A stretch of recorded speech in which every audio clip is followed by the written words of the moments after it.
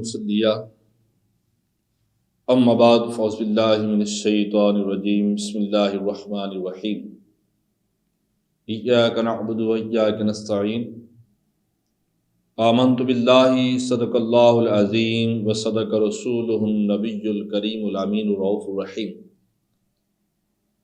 ان اللہ و ملائکتہ یصلون علی النبی یا ایھا الذین آمنوا صلوا علیہ وسلموا تسلیما الصلاۃ والسلام علیک یا سیدی یا رسول اللہ الصلاۃ والسلام علیک یا سیدی یا حبیب اللہ۔ اللہ رب العزت کی حمد و ثنا کے بعد آقا نامدار حضرت محمد مصطفیٰ صلی اللہ علیہ وسلم کی ذات بابرکات پر ہدیہ درود السلام کے بعد نہایت ہی واجب الاحترام معزز حاضرین، السلام علیکم۔ حضرات محترم، وصال حق کے لیے تزکیہ نفس اور تصفیہ باطن کی خواہش ہر دور میں سعید روحوں کا شیوا رہا ہے، اور انسان اخلاقی اور روحانی کمال کے حصول کے لیے مختلف نوعیت کی اضافی مشقتیں اور مجاہدات اپناتا چلا آیا ہے۔ چنانچہ اصول مقصد کی تگ و دو میں کبھی تو وہ راہ اعتدال پر گامزن رہا اور کبھی کبھار وہ افراط و تفریط کا شکار ہو گیا۔ وصال محبوب کی خاطر تزکیہ نفس کے لیے کی جانے والی مختلف النوع کاوشوں میں سے ایک مسلمہ تاریخ اور مسلمہ طریقہ وہ دنیا سے بے رغبتی اور کنارہ کشی اختیار کرنا ہے۔ اس میں بھی کہ وصال حق کے لیے دنیا سے کٹ جائے انسان مکمل طور پر تو اسے اللہ رب العزت کا قرب اور وصال نصیب ہوتا ہے۔ اس معاملے میں بھی لوگ افراط و تفریط کا شکار رہے، اور افراط کی ایک صورت جو پچھلی امتوں میں تھی وہ راہبانیت تھی۔ امم سابقہ نے وصال حق کے متلاشیوں نے جب یہ محسوس کیا کہ وہ معمولات حیات اور دنیاوی مشاغل و مصروفیات کو جاری رکھتے ہوئے اپنی منزل کو نہیں پا سکتے، اور نفس کی غفلتیں اور سماجی ذمہ داریوں کی الجھنیں انہیں وہ محنت اور مشقت اور مجاہدہ نہیں کرنے دیتی جو کہ وصال حق کے لیے ضروری ہے، تو اس لیے انہوں نے دنیاوی لذات سے کنارہ کشی کرتے ہوئے نفس کشی کے لیے پوری دنیا سے جو کنارہ کشی کی، سماجی ذمہ داریوں سے راہ فرار اختیار کیا، گھریلو ذمہ داریوں سے راہ فرار اختیار کیا، اور دور جنگلوں اور ویرانوں میں جا کر ڈیرے لگا لیے۔ وہاں پر کثرت ذکر اور مجاہدہ اور نفس کشی کے ذریعے وصال حق کی جستجو کرنے لگے۔ قرآن کریم نے ان کے اس تصور کو رہبانیت کے نام سے معصوم کیا ہے۔ یہ رہبانیت عیسائیوں پر فرض نہیں کی گئی تھی، بلکہ انہوں نے آج خود یہ راستہ اختیار کیا تھا، اور سوچ بچار کرنے کے بعد کہ دنیا میں رہتے ہوئے ہم اللہ رب العزت کا وصال، اللہ رب العزت کا قرب حاصل نہیں کر سکتے، اس کے لیے انہوں نے یہ طریقہ اختیار کیا کہ دور جنگلوں میں اور ڈیروں میں جا کر، غاروں میں جا کر ڈیرے لگا لیے۔ مگر اللہ رب العزت نے ان کے اس طریقے کو حرام قرار نہیں دیا، نہ ان پر فرض کیا تھا، بلکہ یہ انہوں نے آج خود ایک طریقہ جو ہے وہ نکالا تھا۔ اللہ رب العزت نے تو اسے قبول فرما لیا، لیکن وہ لوگ اس پر کارمند نہ رہ سکے۔ رہبانیت کے حوالے سے جب حضور نبی کریم صلی اللہ علیہ وسلم سے دریافت کیا گیا تو آپ نے فرمایا لا رہبانیت فی الاسلام، اسلام میں رہبانیت نہیں ہے، اسلام میں رہبانیت نام کی کوئی چیز کا وجود نہیں ہے۔ نفس کشی کے بے جا ضابطوں اور بے جا مشقتوں کو اسلام پسند نہیں کرتا۔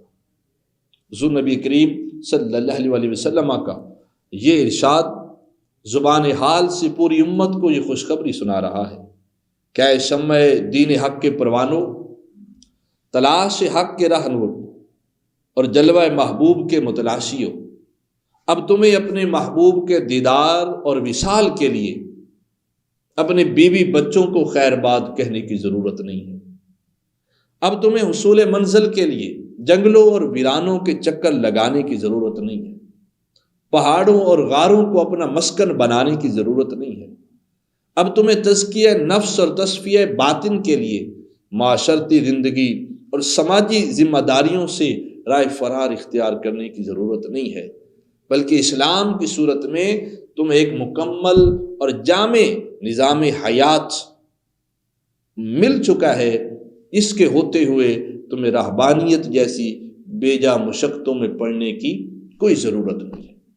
اسلام تمہیں رہبانیت جیسی مشقتوں سے آزاد کرتا ہے۔ اب تم دنیا میں رہتے ہوئے، کاروبار زندگی کی ذمہ داریاں نبھاتے ہوئے، بیوی بچوں اور دیگر افراد معاشرہ کے حقوق کو ادا کرتے ہوئے وصال یار اور قرب الہی کی منزل کو پا سکتے ہو۔ حضور نبی کریم صلی اللہ علیہ وسلم نے ہمیں اس کا نعم البدل عطا فرمایا۔ اسلام کا عمومی مزاج ہی ایسا ہے کہ جب وہ کسی حکم پر پابندی لگاتا ہے تو پھر اس کا نعم البدل عطا کرتا ہے۔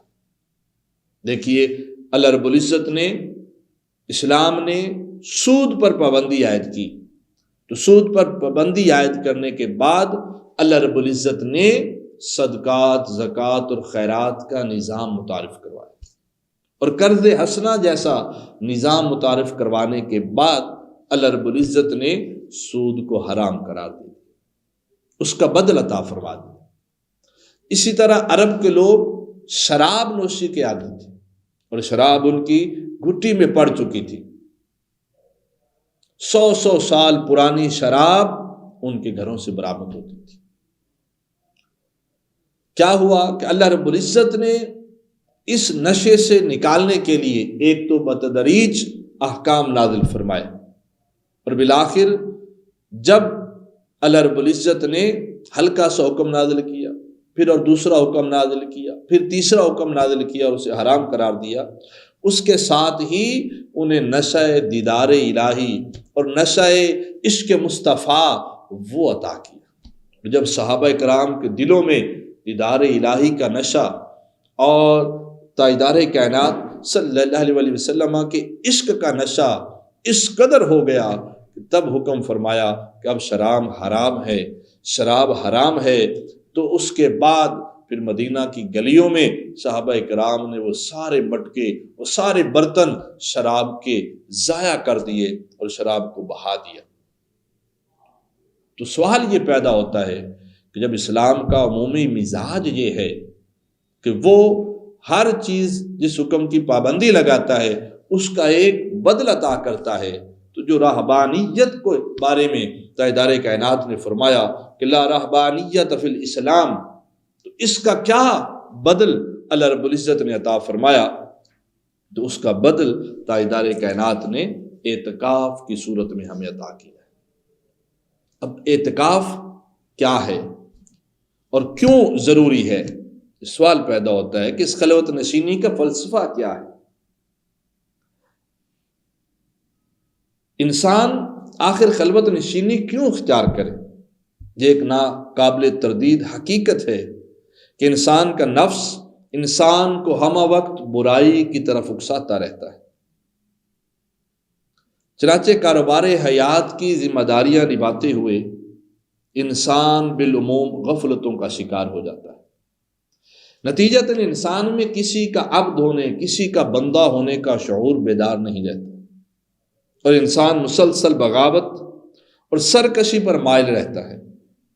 اسی شعور بندگی کو بیدار کرنے کے لیے اسلام نے اپنے ماننے والوں کو اس امر کی تعلیم دی ہے کہ دن کی 24 گھنٹوں میں تھوڑی دیر کے لیے گوشہ تنہائی میں بیٹھ جائے، اپنے نفس کا محاسبہ کرے اور اپنے آپ کو ایک مجرم کی حیثیت سے اپنے آقا و مولا کی بارگاہ میں پیش کر کے اصلاح احوال کا متمنی ہو۔ یہ معمول انسان کا زندگی بھر رہنا چاہیے۔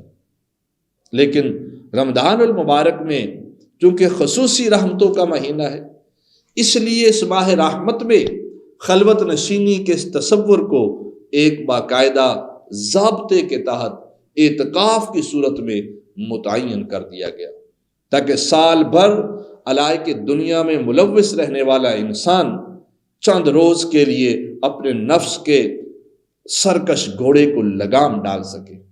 کثرت ذکر الہی اور ریاضت و مجاہدہ کے ذریعے تصفیہ باطن کر کے خلوت میں جلوت محبوب کی دولت سے بہرہور ہو سکے۔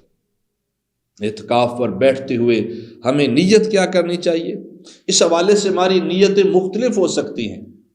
بعض کے نزدیک یہ نیت ہو سکتی ہے کہ اس دنیا کی برائیوں سے اپنے آپ کو بچانے کے لیے میں اعتکاف میں بیٹھ رہا ہوں، اپنے آپ کو گناہوں سے آلودہ ہونے سے بچانے کے لیے بیٹھ رہا ہوں۔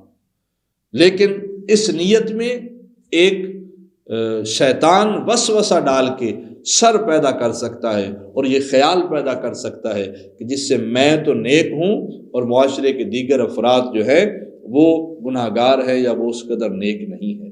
اس لیے اعتکاف پر بیٹھتے ہوئے نیت یہ ہونی چاہیے کہ جو ایک صاحب حال بزرگ نے کی تھی، اور اس سے جب پوچھا گیا کہ آپ خلوت نشین کیوں ہوئے ہیں، تو اس نے کہا کہ میرے پاس ایک کتا ہے جو لوگوں کو تکلیف دیتا ہے، اس لیے میں اس کتے کو لے کر ذرا سائڈ پہ ہو گیا ہوں، الگ ہو گیا ہوں، تاکہ مخلوق خدا اس کتے سے تکلیف محسوس نہ کرے۔ تو پوچھا گیا کہ آپ کے پاس تو کوئی کتا نہیں ہے؟